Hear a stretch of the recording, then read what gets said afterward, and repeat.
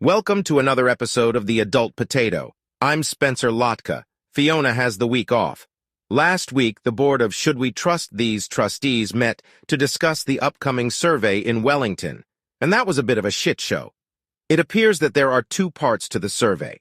The first part includes standard questions from the National Research Center. These are questions that are asked of communities across the country, and the wording is the same no matter where the questions are asked.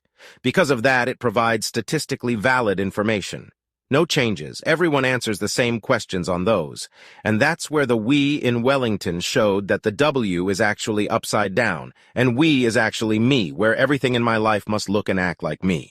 Gator was the first to represent that small-minded Wellingtonian group by stating that he wanted to adjust specific areas in the standard questions, the questions that are the same nationally, something that his wife piled onto later in public comment.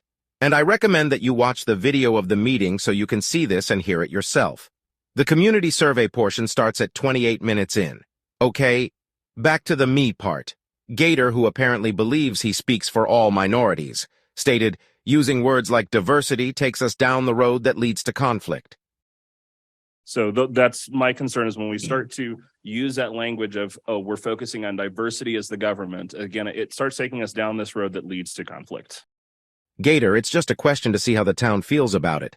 In this survey, in the National Community Survey section, the participants are asked to rate over 140 items, 3 of which have some form of the word diverse or diversity in them. 3. Wow. It's a good thing that Gator and the other haters are there to protect our town from the potential avalanche of hatred that those questions would cause. Our fragile little town can't handle 3 items that reference how the participants feel about the town's ability to welcome people that are different than them. Yes, we're specifically talking about people that are different, diverse. Of course, they don't want those questions in there, because they know the scores are going to suck if what was happening in the meeting is any indication. And then it went on to the demographics, and, you guessed it, some of our trustees did exactly what we expected. When it comes to gender, Gator stated, just have woman, man, and other. Let's not get into all the crazy this, that, or the other thing. And later stated, if they want to put other, that's totally fine.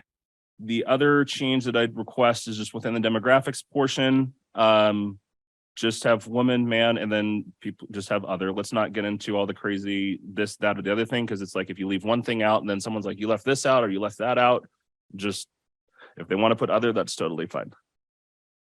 Really? They can put other? Oh, thank you, kind sir.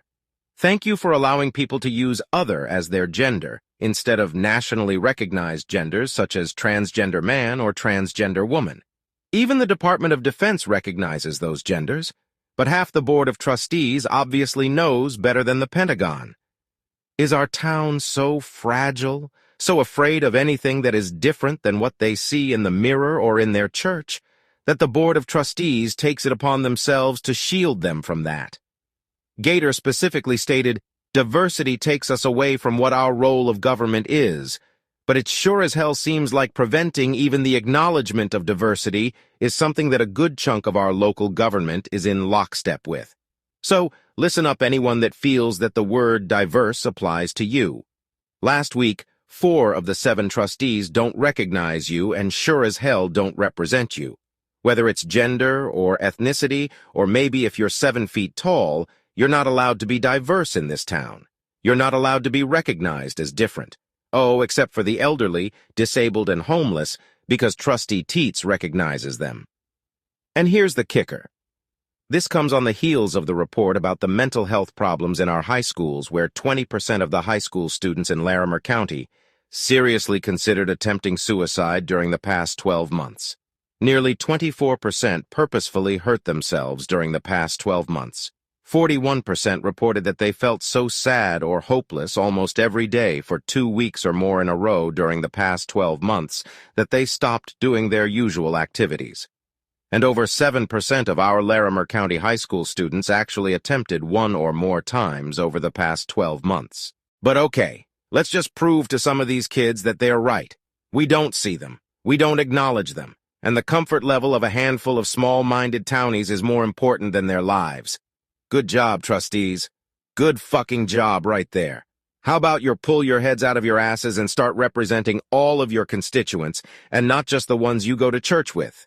Because you were voted in to represent everyone, all beliefs, all genders, all walks of life, and purposefully excluding them by not allowing them to be statistically relevant is a slap in the face and a razor blade in the wrist for some of our youngest residents. Thank you for showing them that they don't matter. Moving on. This week, we're continuing our Wellington Gold series, where we focus on organizations in town that help support and build our community, with our interview featuring Holly Thompson from Slurps. Welcome, everyone, to another edition of Wellington Gold. And this week, we have the honor and the privilege to welcome Holly Thompson from Slurps and the Sweet Destiny Foundation. Now, if anyone has been to Slurps, you know that they have the best beanies and the best boba tea. But you may not know the rest of the story. So, Holly, tell us about how the Sweet Destiny Foundation came about, how long ago, what its purpose is, and all that jazz. The Sweet Destiny Foundation was actually started by my daughter, Madison, who was born with a rare genetic disease. And so we were forced basically to homeschool her to accommodate her health needs. And so for her senior capstone project in high school, she chose to open the nonprofit. And so she travels the country teaching others with terminal and chronic illnesses how to be advocates in the medical world. So she travels around the seminars, she does keynote speaking, she also does webinars, and it's a collaborative effort amongst the family and some, part-time employees that we have to pull it all off. But our main objective with the foundation is to help others find a voice in the medical world and not be afraid to question doctors, diagnoses, whatever the cause might be, and live their best lives. That's amazing. That is, wow. So, how do you support the foundation through Slurp? Through Slurps, any sales that we have, all proceeds benefit the Sweet Destiny Foundation. So every day we go to work with the idea that we are trying to better these individuals that suffer from these terminal illnesses, these young adults, and are inspired by them and their dedication to their illness, and the hard work that they put in inspires us to do hard work on our end to help them live their best life. So every time someone walks in the door and orders a panini or a chai, whatever it might be, those proceeds go to help them. So before having the store, you had a food truck, right? We did, and that's how it started. So Maddie our daughter had started the foundation, and then we started a tea company called Slurps. And so at the tea company, we blend all of our own teas and have our own blends, and we put in locally sourced herbs and dried flowers and all the things that make the teas beneficial to your health. And then during COVID, we decided to open a food truck. So we gutted a 1950s camper and built walls and the inside, and it was a very therapeutic project for both Maddie and I. And we built the camper, or the food truck, the food trailer, with the intention of only doing gourmet desserts and teas, much like a coffee truck, but just a tea truck, to help support the nonprofit through its sales and whatnot. And then during COVID, a lot of the other food trucks had to close down because of employee issues. And so breweries were reaching out to just about anybody and asking them if they could do food. And so we didn't build the food truck with the intention of like cooking or frying a lot of things inside. So panini presses and soups was the logical choice for us at that point. That's great. And your storefront also has lots of fun things to buy. How did that come about? Well, we have our hand blended teas that you can always come in and purchase in canisters or loose leaf. And then we also have some smaller boutique items. We don't have as many in stock as we did over the holidays because we're kind of in transition, but we also have desserts and other fun little trinket things that you can purchase while you're in the store. Does And Slurps all do the catering? I'm sorry? Does Slurps do catering? We do catering. We do charcuterie. We can cater small events. Actually, we love to do catering. It's a good way for us to get out in the community and feed lots of people. That's great. And so anything that you get through Slurps benefits the Sweet Destiny Foundation. Everything that you do through Slurps benefits the Sweet Destiny Foundation every day. Do you have any fundraisers? We had stopped doing fundraising during COVID. And so this is our first year kind of back at welcoming the community into different events.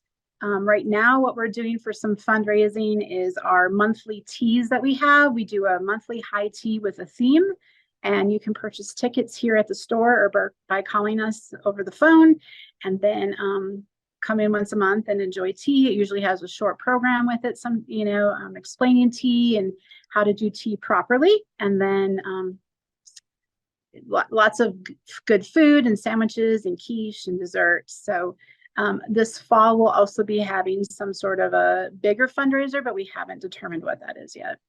Oh, fun. Yeah. So Sweet Destiny, I am sure, is a 501c3, yeah? It is an official 501(c)(3), yes. So if people wanted to make a donation, they could come to Slurps and make a donation to the foundation? They can come and make one inside the store, or else the website, thesweetdestinyfoundation.org. You can do donations on the website as well and find out more about what we do and if it's something that would benefit you or your company. And all the information is on the website. That's amazing. And how long have you lived in Wellington? I have lived in Wellington for 26 years. Wow. So we were here before there were stoplights and lots of restaurants. And so we've seen lots of growth in our community. And that's one of the reasons why we wanted to start our food truck here in this town, is we just saw a need and wanted to fill it. And then now the storefront just adds to that. And we just love all the people in this community and what they have to bring and meeting new friends every day. And yeah, we just absolutely love this town. Well, I can vouch for the amazing tomato bisque soup. That would be my absolute favorite. I'm glad you like it. And speaking of food, yes. What is your favorite potato-based food? Well, I think I've been thinking a lot about that question because I thought you might bring it up. And I grew up in Wisconsin, so I would have to say like a cheesy au gratin potato is my favorite. Yep. That gotta have cheese. Oh God. Yeah, or there's a way you can just stick some cheese curds in there too. That'd be great.